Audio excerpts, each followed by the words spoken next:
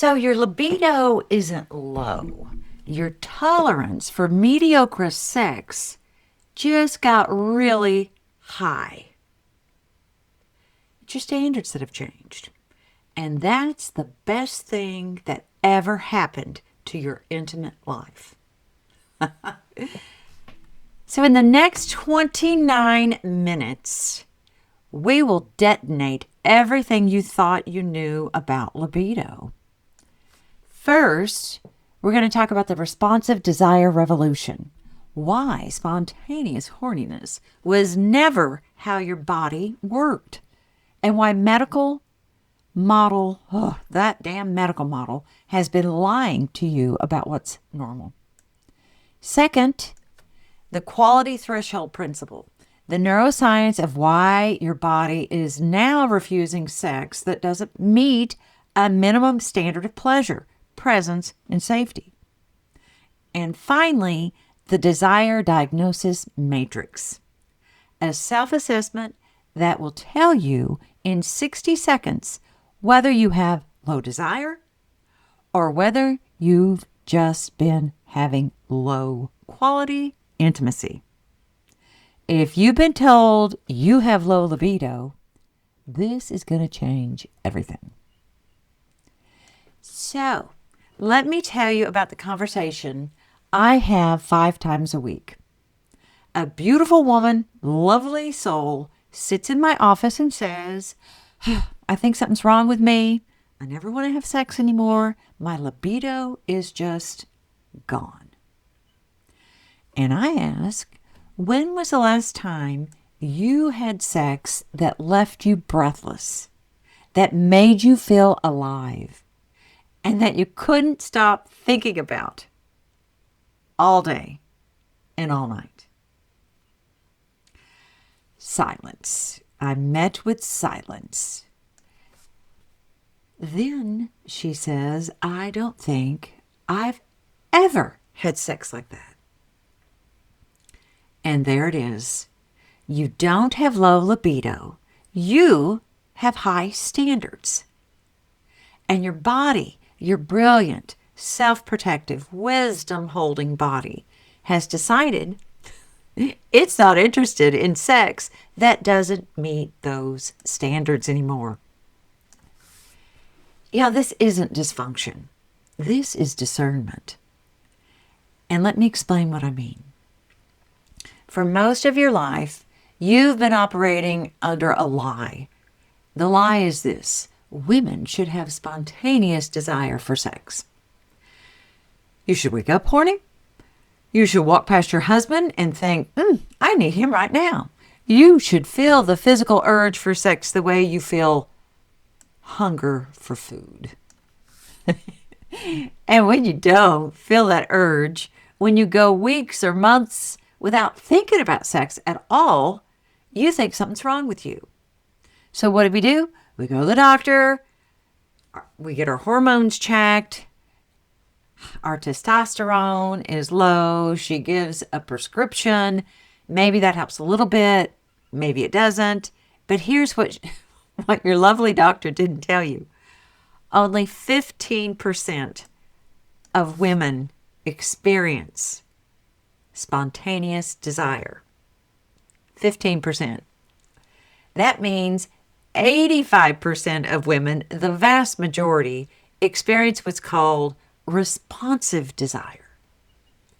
And responsive desire means your body doesn't generate arousal before sexual context. It generates arousal in response to the right conditions. This research comes from Dr. Mary Basson, who completely revolutionized our understanding of the female sexuality in the early 2000s. She found that the male model of desire, see something attractive, get aroused, seek sex, it just doesn't apply for us gals. For us, desire emerges from context, from safety, from presence, from pleasure, from emotional connection. We don't walk around wanting sex in the abstract. We want sex when the conditions are right. And here's the kicker. The conditions are almost never right. Think about the last time you had sex.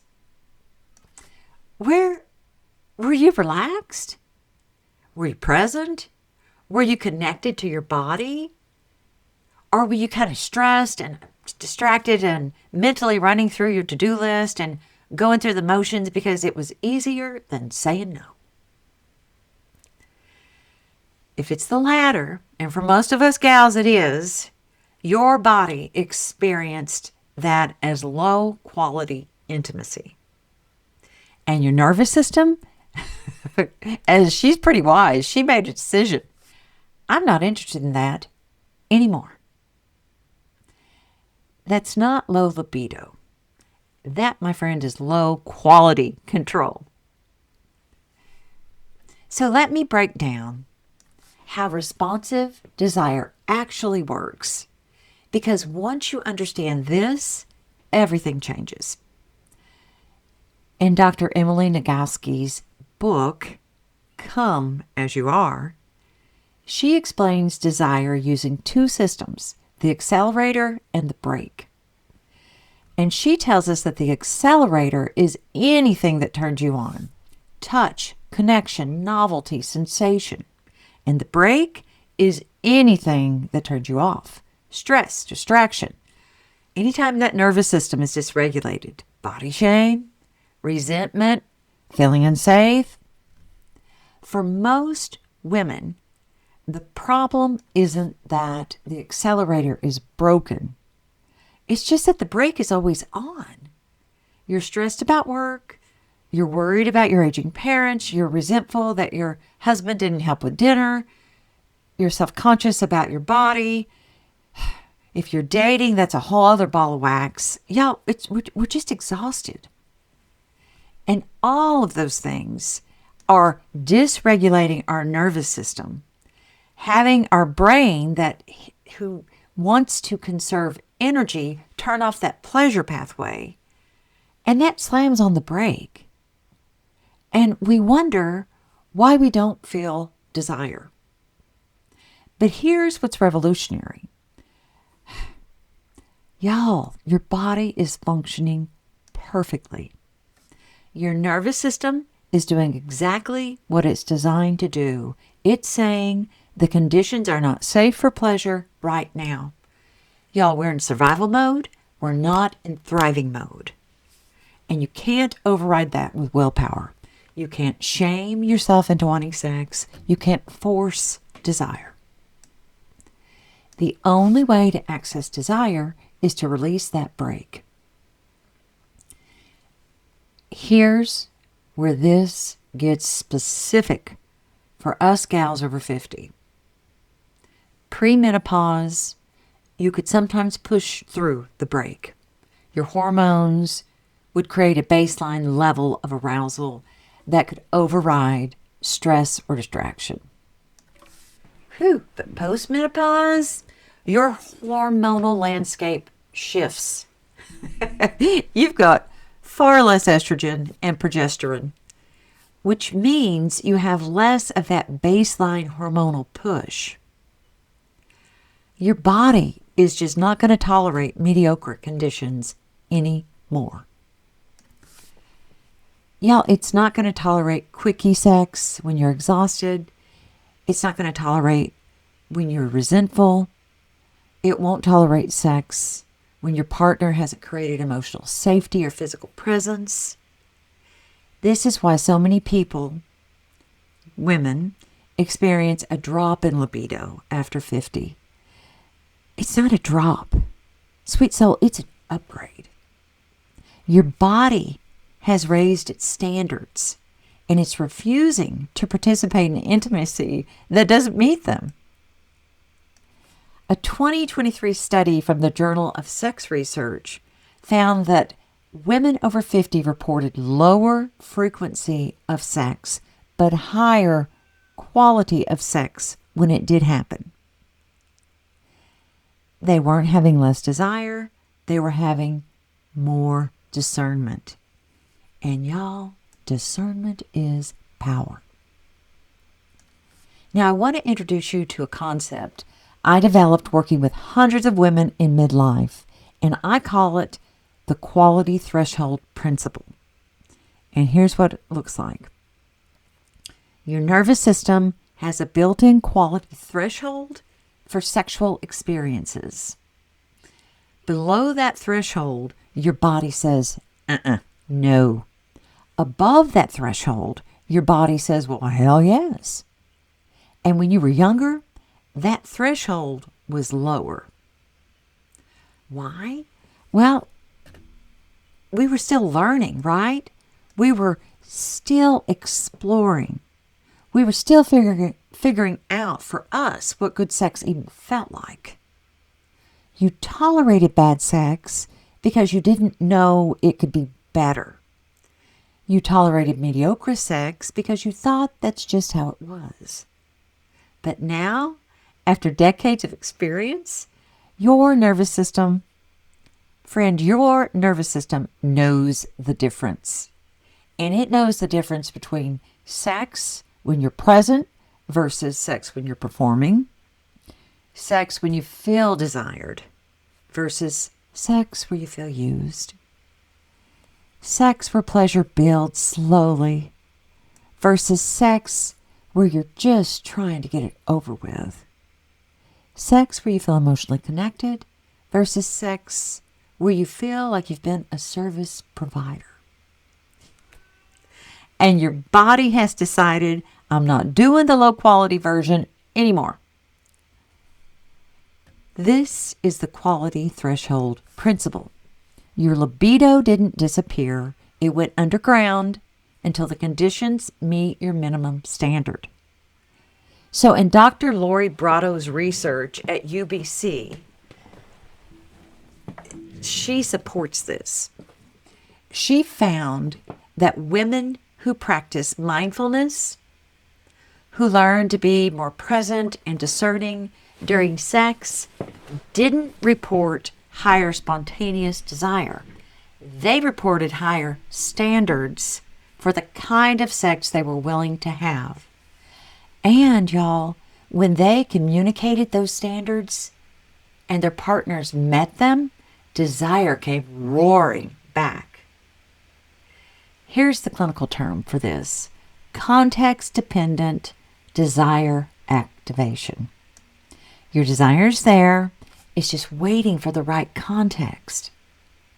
And the right context has very specific requirements. Safety. Your nervous system needs to feel physically and emotionally safe, not rushed, not pressured, not obligated. Presence. Your partner needs to be there, not distracted, not mechanical, not going through a script. Actually, physically connected and present with you. Novelty. Your brain needs something new, a different sensation, a different context, something that wakes up your curiosity. And then pleasure prioritization. The sex needs to be for you, not just for him, not just for the partner.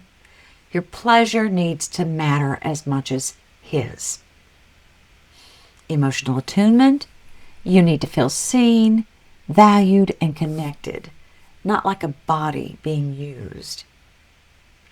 And when those 5 conditions are met, guess who shows up? Desire. But not before. Not in the abstract, but when the context is right. Your body says, well, yes, I want this. That's not dysfunction. That is wisdom. Okay, I'm going to give you a diagnostic tool that will tell you in 60 seconds whether you have low desire or whether you have been having low quality sex. I call it the Desire Diagnosis Matrix. 5 questions. Answer them honestly. Question 1. Do you ever feel desire for anything? Not just sex. Desire for dessert. Can't wait to taste. Desire to hear a song that makes you want to dance. desire to sink into that hot bath? If yes, if you can feel desire for anything, your libido is not gone. Your capacity for wanting is intact, which means the problem isn't your desire system, it's the quality of what you're being offered. And then question 2, when you think about sex, is your first feeling obligation or anticipation? So y'all, if it's obligation, if that's your first thought, I should. Blank, blank, he, she, my partner wants it. It's been too long. That's a massive break. Your nervous system is associating sex with duty, not pleasure. You cannot generate desire for something that feels like a chore. Question 3. The last time you had sex, were you present or were you performing? Where in your body were you? Were you able to feel sensation? Were you connected to what was happening? Or were you in your head managing the experience, watching the clock, trying to look sexy? If you're performing, your brain didn't code that as pleasure. That was coded as labor. And your body hasn't decided that it wants more labor. It doesn't want more labor. It wants pleasure. Question 4. Do you ever touch yourself? Not for orgasm, just for sensation. If the answer is no, if you never touch your own body in any sensual way, you've lost connection to your own eroticism. You're outsourcing your sexuality entirely to your partner, which means you've stopped being a subject and become an object. And objects don't have desire. Subjects do. And question 5, if you could design the perfect sexual experience, no judgment, no limitations, what would that look like? Can you even answer that question? Do you know what you want? Because if you cannot articulate it, you've been living in responsive mode for so long, you've forgotten you're allowed to initiate your own pleasure. Now add up your answers. If you answered yes to question 1 and no or unsure to the rest, you don't have low libido, you have unmet standards. The desire is intact. It's just refusing to show up for experiences that don't meet your quality threshold. And that, my friend, that sweet soul is your body protecting you. So, we're going to do the work of excavating your desire. I call this desire archaeology because your desire isn't gone. It's buried under years of obligation, performance sex, mediocre sex, and sex for your pleasure didn't matter. We're going to dig it up. So let's talk about the last time you felt alive. Well, I'm going to take you through a guided practice here. If you're driving, just listen along. If you're able, I want you to close your eyes and remember the last time you felt alive in your body. Not necessarily sexually, just alive. Maybe it was dancing, swimming, laughing so hard you couldn't breathe. The first bite of something just delicious. What did that feel like in your body? Where did you feel it? Your chest, your belly, your skin? That sensation, that aliveness, that's your desire. Desire isn't just sexual. Desire is a life force. It's the feeling of, I want more of this. If you're able, write down what you noticed and where you felt it. And if that feels foreign, hop over to my Compassion Fatigue Cure podcast. I've got all kinds of body scans and somatic methods packed into those podcasts that's going to help you get re-embodied, because you need to know where you felt it and what it felt like. And so many of us gals over 50 have lived in our head so long, we've lost connection with our body. Step 2. I want you to design your ideal sexual experience from scratch. Forget what's realistic. Forget what you think you should want. What would make your body say, yes, I want this?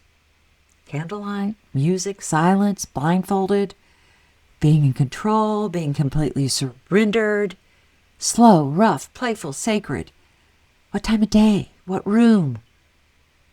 What would you be wearing? What would happen first? What would you ask for? What are the sensations, the smells, the temperature, everything? Write it down, every single detail. Because, sweet soul, this is your desire blueprint. This is what your body is waiting for. And then step 3, your break inventory. Now list everything that kills your desire. Everything that makes sex feel like work instead of play. Be ruthless. Be honest. Is it feeling rushed? Is it him not showering? Is it be with the lights on? Is it feeling like you have to perform? Is it resentment from earlier in the day? Is it you worrying about your body? Every single break. Write them all down. This is your desire sabotage list. These are the things that have to be addressed before your libido is going to come back online. And then step 4, the non-negotiable conversations. Now you're going to have a conversation with your partner using this script. I like to give y'all scripts because I know these conversations can be a bit tricky. I've been doing some thinking about why I haven't felt desire lately, and I realized it's not that I don't want intimacy. It's that the conditions haven't been right for my body to say yes. I want to share what I need in order to feel desire, not as criticism, please know this, but as an invitation to co-create something that works for both of us. Then share 3 things from your ideal conditions list. Share 3 things from your break inventory that need to change. Frame it as, when X happens, I can't access desire. But when Y happens, my body wakes up. This isn't negotiation. It's clarity. You're not asking permission. You're stating requirements. And then you're going to have a solo desire date, which is ongoing. Once a week, I want you to have a date with yourself, your own desire. No partner, just you. It could be a bath with music and candles. It could be dancing alone in your bedroom. It could be reading erotica. It could be touching yourself, not for orgasm necessarily, but for sensation. The goal is to rebuild your relationship with your own eroticism because you've outsourced all your sexuality to your partner. You've lost the thread of your own desire. And this, my friend, this practice brings it back. So here's the paradigm shift I need you to make. Stop pathologizing your lack of desire. Start honoring your raised standards. Your body's not malfunctioning. You're just not that. I mean, think about it, ladies, in our teens and 20s, even into our 30s, because we're so busy raising kids, we're just kind of blindfolding it through sex. We are at a time in our life when we can raise our standards and be discerning, and our body is doing that for us. It's not saying, I'm not interested in sex. It's saying, I'm not interested in sex that's rushed, that I'm obliged to do, that's disconnected or focused entirely on someone else's pleasure. I'm interested in sex that's slow and intentional and present and centered on mutual pleasure. That's not a disorder. That's erotic maturity. Welcome. For the first time in your life, you know what you want, you know what you don't want, and you're no longer willing to settle. That is the most powerful position you've ever been in. Because now, when the desire shows up, oh, honey, it's real. It's not performance. It's not obligation. It's genuine, body-based, nervous system activated wanting. And that kind of desire, that creates the best sex of your life. Not the most frequent, although that could be, but the best. So stop apologizing for your low libido. Start claiming your high standards and watch what happens when you communicate those standards clearly, refuse to settle for less, and give your body the conditions it needs to say yes. You're going to stop having duty sex. You'll start having hungry sex. And baby, sweet soul, that is where the magic is. Okay, we're going to lock this in. Here's what you learned today. The libido lie. You don't have low libido. 85% of women have responsive desire, not spontaneous desire. And your body doesn't generate arousal in the abstract. It generates arousal in response to the right conditions. And the conditions have been wrong. Second, the quality threshold principle. Your nervous system has raised its standards. It's refusing sex that doesn't meet that minimum threshold of safety, presence, novelty, pleasure prioritization, and emotional attunement. Sweet soul, that is not dysfunction. That's wisdom. Third, the desire diagnosis matrix. 5 questions that tell you whether you have low desire or low quality intimacy. If you feel desire for anything, if you can imagine ideal conditions, if you know what kills your desire, your libido is intact. It's just waiting for better sex. Fourth, desire archaeology. The 5-step practice of excavating your desire, identifying your ideal conditions, naming your breaks, communicating your non-negotiables, and rebuilding your relationship with your own eroticism via solo desire dates. And finally, the paradigm shift from I have low libido to I have high standards. Your body isn't malfunctioning. It's discerning. And that's the most powerful place you've ever been. So go do the desire practice this week. Have the non-negotiable conversation and start the solo desire dates. Okay. You're not lacking desire. You're demanding better. And sweet soul, that is exactly as it should be.